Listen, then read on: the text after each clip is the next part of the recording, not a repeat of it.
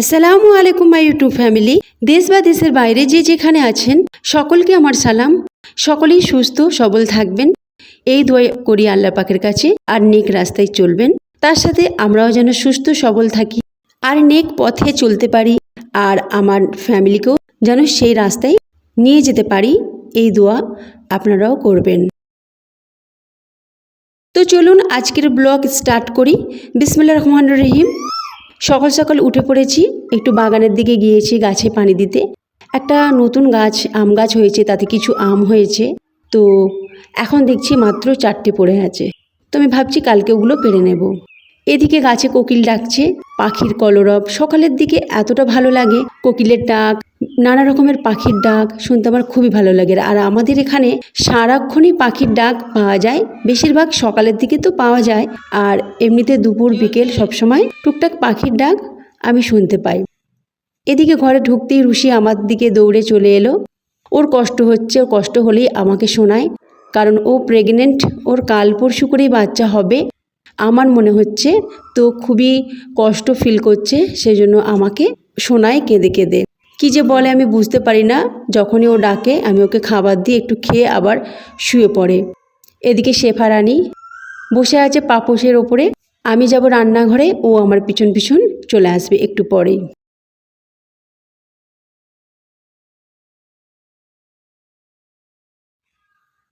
এবার আমি রান্নাঘরে গিয়েছি, দেখুন শেফা রানী এসে শুয়ে পড়েছে। ওর কাজই হচ্ছে আমার পিছন পিছন ঘোরা। বাচ্চারা জেদ করলো যে ব্রেড পকোড়া খাবো। মেয়েরা মিশন থেকে এসেছে, কাল চলে যাবে, সেজন্য আমি ব্রেড পকোড়া বানাচ্ছি। আলুর পুর বানিয়ে নিয়েছি, আলুটাকে সিদ্ধ করে তাতে নানান রকমের মশলা দিয়েছি, যেমন ধরুন আমচুর, চাট মশলা, জিরা গুঁড়ো, আর দিয়েছি মিক্স হাফ ধনেপাতা কাঁচা লঙ্কা। এই মশলা দিয়ে মেখে রেখেছি। আর এদিকে ব্রেডকে চারধারটা কেটে দু টুকরো করে লম্বা লম্বি করে কেটে রেখেছি। চিজ, স্লাইস চিজ নিয়েছি, যেটাকে আমি 3টে ভাগ করে আর ব্রেডের উপর দিয়ে আর একটা ব্রেডে টমেটো সস মাখিয়ে তার উপরে আলুর পুরটা দিয়ে দিলাম, দিয়ে দুটোকে আমি জুড়ে দেব। এইভাবে ব্রেড পকোড়া করলে খেতে কিন্তু খুবই ভালো লাগে। ব্রেড পকোড়া তো সবাই প্রায় পারেন, তবে একবার এইভাবে বানিয়ে দেখবেন, আমার মনে হয় আপনাদের সকলেরই ভালো লাগবে।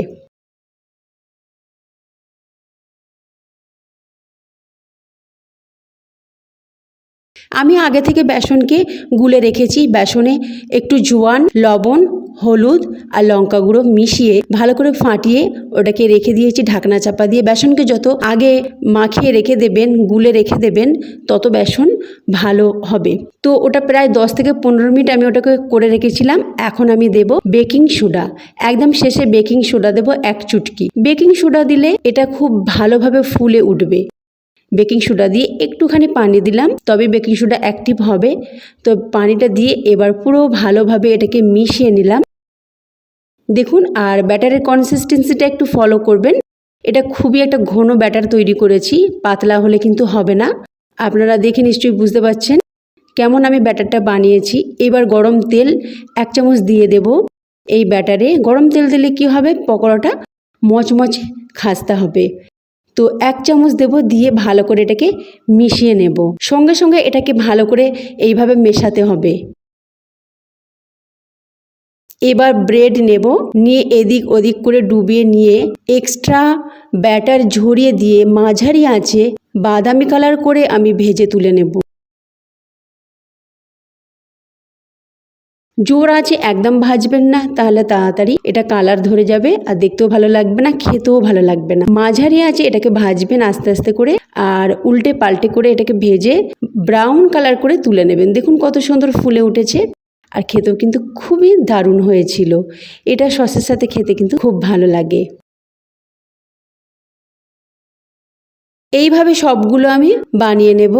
আপনারা একবার এই রেসিপিটা ট্রাই করতে পারেন, দেখবেন আপনার বাচ্চারাও কিন্তু খুব আনন্দের সাথে এটা খাবে। আপনারা চাইলে এর মধ্যে সবজিও অ্যাড করতে পারেন, সিদ্ধ করা, যেমন মটরশুঁটি বা ক্যাপসিকাম, এগুলো দিতে পারেন। আমার হয়ে গেছে সকালের নাস্তা। এবার আমি রাইস কুকারে ভাত বসিয়ে দিয়েছি। এদিকে নোটে শাক নিয়ে এসছে, আজকে আমি নোটে শাক দিয়ে চিংড়ি মাছ রান্না করব, আর টক ডাল করব আম দিয়ে।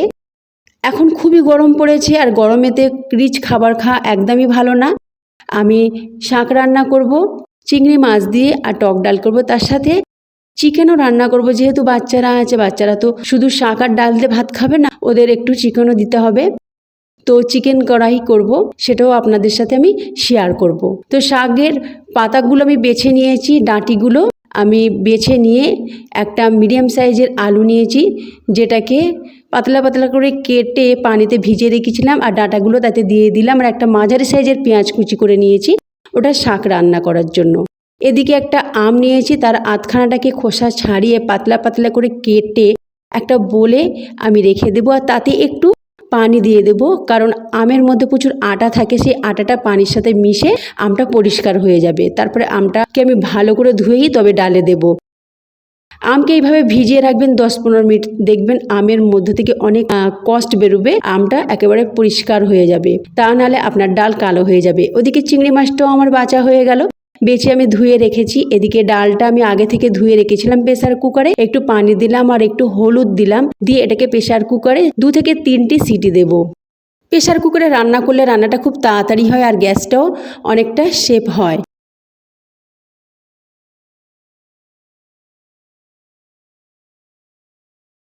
দু চামচের মতো সর্ষের তেল দিলাম কড়াতে, একটা মাঝারি সাইজের পেঁয়াজ কুচি দিলাম। আমি রান্না করব নোটের শাক চিংড়ি মাছ দিয়ে। পেঁয়াজের ওপরে একটু লবণ দিয়ে দিলাম, যাতে পেঁয়াজটা খুব তাড়াতাড়ি নরম হয়ে যায়। তারপরে চিংড়ি মাছ দিলাম আর 2টো কাঁচা লঙ্কাকে ভেঙে দিয়ে দিলাম। হলুদ 1/4 চামচ, লঙ্কা গুঁড়ো 1/4 চামচ দিয়ে নাড়াচাড়া করে 1/4 চামচ জিরে গুঁড়ো দিয়ে একটু পানি দিলাম, দিয়ে এইভাবে কষতে থাকবো। একটু একটু করে পানি দিয়ে এইভাবে মাছটাকে কষতে থাকবো। কষাতে কষাতে যখন দেখবো একটু শুকিয়ে এসছে, তখন আলু আর শাকের ডাঁটাটা দিয়ে কষতে থাকবো। এটাকেও একটু একটু করে পানি দিয়ে কষতে থাকবো। তারপরে শেষে একটু পানি দিয়ে এটাকে 5 মিনিট ঢাকনা চাপা দিয়ে রান্না করব। চেক করে নেব আলুটা নরম হয়েছে কিনা। আলু একদম নরম হয়ে গেছে। এবারে শাকটাকে পানি ঝরিয়ে হাতের সাহায্যে ছোট ছোট করে কুচি করে দিয়ে দিলাম।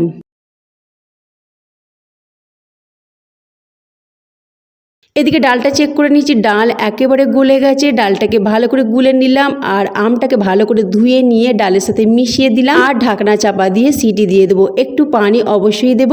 একটুখানি পানি দিয়ে ঢাকনা চাপা দিয়ে 2টো সিটি দিয়ে গ্যাস বন্ধ করে দেব।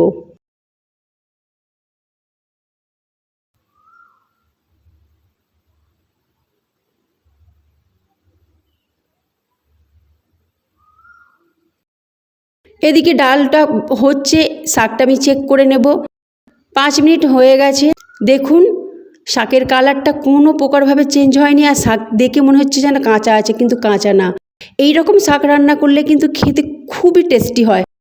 আমি অনেকের শাক রান্না দেখেছি একেবারে শাক গলে মিশে কালারটাও চেঞ্জ হয়ে যায়, আর সেই শাক রান্না কিন্তু খেতে ভালো লাগে না। আমি এইভাবে রান্না করি, একবার আমার মতো করে রান্না করে দেখবেন। সত্যি বলছি, খুব দারুণ খেতে হয়েছিল। চিংড়ি মাছ না দিলেও যদি আপনারা এইভাবে রান্না করেন, এই শাক কিন্তু সবাই পছন্দ করবে। আমার বাচ্চারা সবাই খেয়েছিল, নাম করেছিল। তো শাক আমার হয়ে গেছে। এবার আমি একটা প্লেটে তুলে নিচ্ছি। একে একে তুলে নিয়ে আমি টেবিলে রেখে দেব। ডালটা চেক করে নিচ্ছি আমটা গলেছে কিনা। আম গলে গেছে। বেশি আম গলাবো না, আম গোটা গোটাই থাকবে, তবে আম একটু গলে যাবে কিন্তু মিশে যাবে না ডালের সাথে, সেই রকমভাবে গলাবো। আর একটু পানি দিয়ে দিলাম, যেহেতু পাতলা ডাল করব পানিটা একটু বেশিই লাগবে। আর একটু পানি আমি দেব, যেটা দেখানো হয়নি। লবণ দিয়ে দিচ্ছি স্বাদ মতো, আপনারা অবশ্যই টেস্ট করে নেবেন লবণটা। পানি দিয়ে আমি ডালটাকে ফুটিয়ে নিয়েছি। তারপরে একটা আমি ছোট প্যান বসিয়ে দিলাম, তড়কা প্যান, তাতে সর্ষের তেল দিলাম আর একটু রসুন বাটা দিয়ে রসুনটাকে বাদামি কালার করব, তার থেকে বেশি কালার করব না। হালকা বাদামি কালার হয়ে গেলেই আমি ডালের উপরে ঢেলে দেব। এইভাবে ডালের উপরে ঢেলে দিয়ে ঢাকনা চাপা দিয়ে কিছুক্ষণ রেখে দেবো, যাতে এর স্মেলটা যেন বাইরে না চলে আসে। দারুণ একটা স্মেল বেরোয় এরকম ডাল রান্না করলে। এই ডাল আর আলু ভর্তা আর তার সাথে শাক বলুন বা ঢ্যাঁড়স বলুন, খেতে কিন্তু খুবই ভালো লাগে। ডালটাও পরিবেশন করার জন্য আমি একটা পাত্রে ঢেলে নিয়েছি। এবার আমি করব চিকেন কড়াই। 3টে শুকনো লঙ্কা নিলাম, 2টো বড় বড় এলাচ নিলাম, 1.5 চামচের মতো ধনে, গোটা ধনে 1 চামচ, গোটা জিরে 1/2 চামচ, কালো মরিচ 1/2 চামচ, সাদা গোলমরিচ, লবঙ্গ 4টি, নিয়ে এটাকে হালকা আঁচে ভাজতে থাকবো। লঙ্কাটাকে আমি ছোট ছোট করে টুকরো করে নিলাম। এইভাবে হালকা আঁচে প্রায় 15 থেকে 20 সেকেন্ড ভাজবো। যখন দেখবেন একটা দারুণ স্মেল আসছে, তখন কাশ্মীরি লঙ্কা 1 চামচ আর একটু লবণ দিয়ে গ্যাসের ফ্লেমটা বন্ধ করে নাড়াচাড়া করে নেব। তারপরে এটাকে একটা প্লেটে ঢেলে নেব। প্লেটে ঢেলে নিয়ে এটা ঠান্ডা হলে ওটাকে পাউডার বানিয়ে নেব মিক্সিতে পিষে। এদিকে ওই কড়াতেই আমি 600 গ্রাম মুরগির মাংস দিলাম আর পানি দিয়েছি, যেটা ঢালার সময় দেখানো হয়নি। পানিটা এমন দেবো যেন মাংসটা পুরো ডুবে থাকে। আর লবণ দিলাম আর 2 চামচ আদা রসুন বাটা দিলাম। দিয়ে এটাকে 10 মিনিট জোর আঁচে সিদ্ধ করব। জোর আঁচে সিদ্ধ করবেন যাতে তাড়াতাড়ি পানিটা শুকিয়ে যায় আর মাংসের মধ্যে আদা রসুনের ফ্লেভারটা খুব দারুণভাবে আসবে, সেজন্য আদা রসুনটা আমি মিশিয়েছি। এবার এটাকে আমি তুলে নিচ্ছি একটা প্লেটে আর সবগুলো চেটে পুটে মুছে তুলে নেব। দেখুন একেবারে পরিষ্কার করে নিয়েছি ওই একই কড়াতে। এবার আমি সাদা তেল দেব। সাদা তেল প্রায় ধরুন 4 টেবিল চামচের মতো দিচ্ছি। তেলটা একটু বেশি লাগবে। আর 3টে মাঝারি সাইজের পেঁয়াজ কুচি পাতলা পাতলা করে স্লাইস করে কুচি করে রেখেছিলাম, সেটাকে ভালো করে হাতের সাহায্যে ভালো করে এটাকে ছাড়িয়ে নিলাম। নিয়ে এটাকে ব্রাউন কালার করব। এইভাবে ব্রাউন কালার করে তারপরে আমি 1 চামচ আদা রসুন বাটা দিলাম। দিয়ে এটাকে আরও 1 মিনিট আমি এটাকে ভাজতে থাকবো।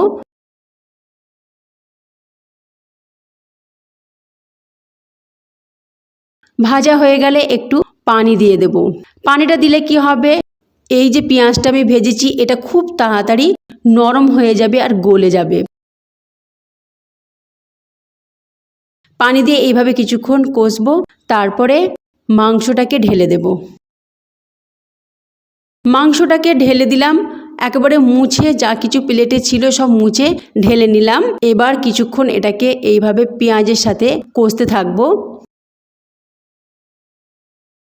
প্রায় 2 থেকে 3 মিনিট এটাকে আমি পেঁয়াজের সাথে এইভাবে কষবো। আর হালকা হাতে কষবেন, যেহেতু এটা চিকেন, তো চিকেন খুব তাড়াতাড়ি নরম হয়ে যায়। এবার যে মশলাটা তৈরি করেছি সেই মশলাটা 3 চামচ ভরে ভরে নিলাম আর বাকিটা রেখে দিলাম। আর একটু পানি দিয়ে দিলাম আর 1/4 চামচ হলুদ গুঁড়ো দিলাম। দিয়ে এটাকে কষতে থাকবো। পানি দিয়ে কষতে থাকবো আর পানিটা অবশ্যই গরম দেবেন। আমি সবসময় বলে থাকি মাংস রান্নাতে কিন্তু পানি আপনারা গরম ব্যবহার করবেন, তবেই মাংসের স্বাদটা বজায় থাকবে। তা নাহলে এর স্বাদটা কিন্তু সেরকম ভালো আসবে না। তো যখনই রান্না করবেন মাংস, পাশে একটা বাটিতে বা একটা পাত্রে গরম পানি করতে দেবেন। এইভাবে কষতে কষতে একটু একটু করে গরম পানি দিয়ে আমি ভালো করে কষিয়ে নেব। খুব ভালোভাবে কষানো হয়ে গেছে। এবার 2টি মাঝারি সাইজের টমেটো আধখানা করে কেটে আমি চারদিকে দিয়ে দিলাম। দিয়ে ওপর থেকে পানি ঢেলে দিলাম। এবার 5 মিনিট কম আঁচে বসিয়ে রাখবো। এরকম বসিয়ে রাখলে টমেটো গলে যাবে আর টমেটোর খোসাগুলোকে তুলে নেব। টমেটোর খোসা কিন্তু গলতে চায় না, টমেটোর খোসাগুলোকে এইভাবে তুলে নেব। এবার মাংসটাকে ভালো করে টমেটোর সাথে কষতে থাকবো। টমেটোকে ভালো করে গলিয়ে দেব, মিশিয়ে দেব মাংসের সাথে।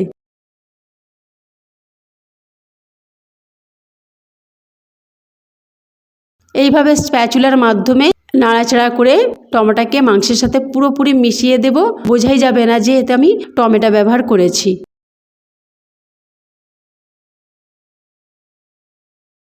এবার ওপর থেকে আদা কুচি দেব আর লঙ্কা কুচি দেব, দিয়ে নাড়াচাড়া করব। একটুখানি নাড়াচাড়া করব। নাড়াচাড়া করার পর এটাকে ঢাকনা চাপা দিয়ে আরও কিছুক্ষণ রান্না করব।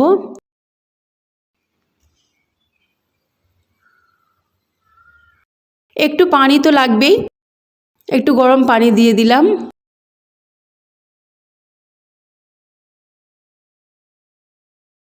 এবার ঢাকনা চাপা দিয়ে প্রায় এটাকে আমি 5 মিনিটের মতো রান্না করব।